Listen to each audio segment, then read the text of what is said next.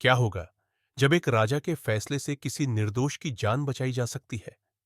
यह कहानी है राजा विक्रमादित्य और एक साधारण किसान की, जिस पर एक ऐसा अपराध लगाने की कोशिश की गई जो उसने कभी किया ही नहीं। कैसे साबित करेगा वो अपनी बेगुनाही जब सभी उसके खिलाफ खड़े हो? देखिए, कैसे राजा विक्रमादित्य ने अपनी बुद्धिमानी और न्यायप्रियता से इस असंभव सी लगने वाली स्थिति को हल किया। राजा विक्रमादित्य के राज्य के एक गांव में रामू नाम का एक गरीब पर ईमानदार किसान रहता था। रामू अपनी मेहनत से रोज अपनी फसल उगाता था ताकि अपने परिवार का पालन पोषण कर सके। एक दिन उसके पड़ोसी के घर से कुछ कीमती सामान चोरी हो गया और रामू पर इस चोरी का झूठा आरोप लगा दिया गया। उस अमीर पड़ोसी ने दावा किया कि उसने रामू को रात के वक्त अपने घर के आसपास देखा था और उसी आधार पर गांव के लोग रामू पर शक करने लगे। हताश होकर रामू ने राजा विक्रमादित्य के पास जाकर अपनी बात रखने का निर्णय किया। वह महल में पहुंचता है और राजा के सामने अपनी व्यथा सुनाता है, अपनी बेगुनाही की गुहार लगाता है। राजा विक्रमादित्य उसकी कहानी को ध्यान से सुनते हैं और उसकी सच्चाई और निराशा को समझते हुए उसे न्याय दिलाने का वादा करते हैं। राजा विक्रमादित्य खुद गांव जाकर मामले की जांच करने का निर्णय लेते हैं, क्योंकि उनका मानना है कि हर नागरिक को अपनी बेगुनाही साबित करने का मौका मिलना चाहिए। राजा गांव पहुंचकर उस अमीर पड़ोसी से सवाल जवाब करते हैं और मामले के बाकी गवाहों से भी बात करते हैं। राजा को पता चलता है कि किसी ने रामू को चोरी करते हुए नहीं देखा, बल्कि सिर्फ उसकी उपस्थिति पर ही उसे दोषी मान लिया गया है। विक्रमादित्य चोरी के स्थान की जांच करते हैं और वहां से जंगल की ओर जाते हुए पैरों के निशान देखते हैं, जो संकेत करते हैं कि असली चोर भाग गया था।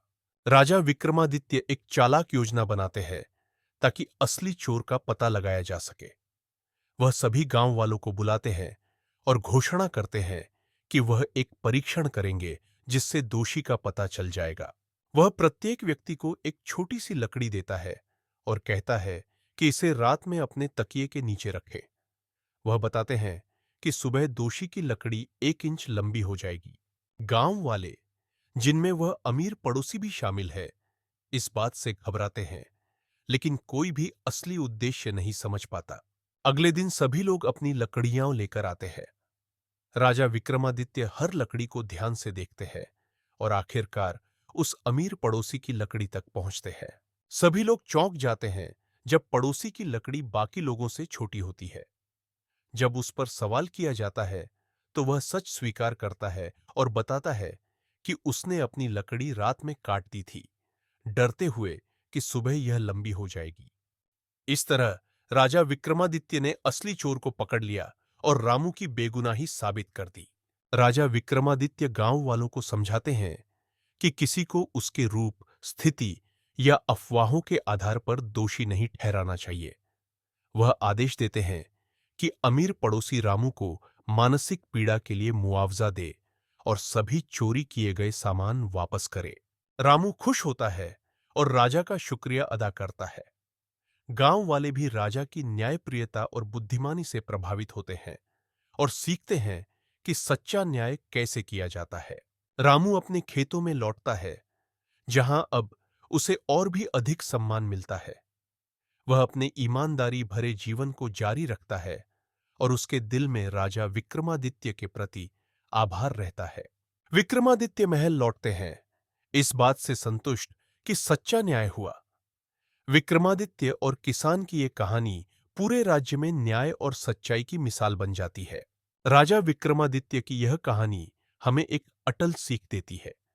सच्चा न्याय कभी भी अनुमान पर आधारित नहीं होता। न्याय का असली मतलब है कि सच्चाई तक पहुंचने की कोशिश करना, चाहे वह कितनी भी कठिन क्यों न हो। हमें भी किसी पर निर्णय लेने से पहले सच्चाई को परखना चाहिए।